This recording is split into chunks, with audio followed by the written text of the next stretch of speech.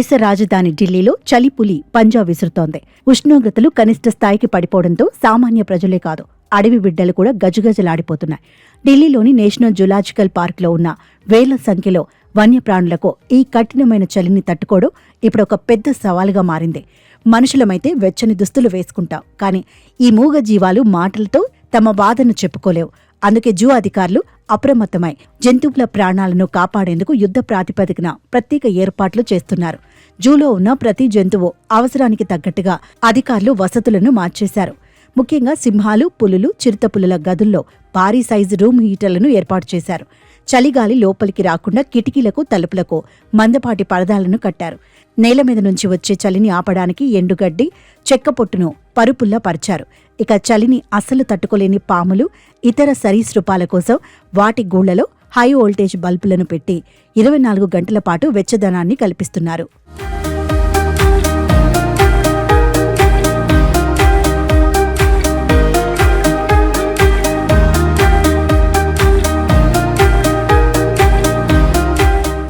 కేవలం వసతులే కాకుండా జంతువుల డైట్ ప్లాన్లో కూడా అధికారులు కీలక మార్పులు చేశారు.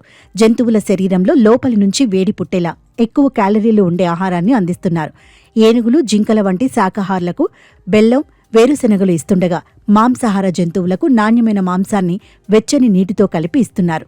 వీటికి రోగ నిరోధక శక్తి పెంచడానికి రోజు ఆహారంలో మల్టీవిటమిన్ టాబ్లెట్లను కలుపుతున్నారు.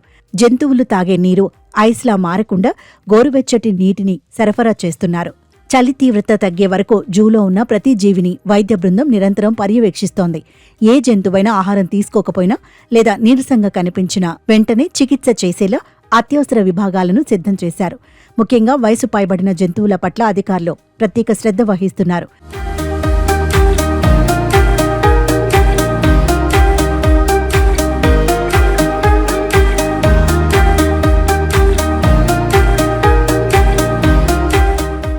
ప్రకృతి ప్రకోపం నుంచి ఈ మూగ జీవాలను కాపాడుకోవడానికి జూ యంత్రాంగం చేస్తున్న కృషిని చూసి జంతు ప్రేమికులు హర్షం వ్యక్తం చేస్తున్నారు.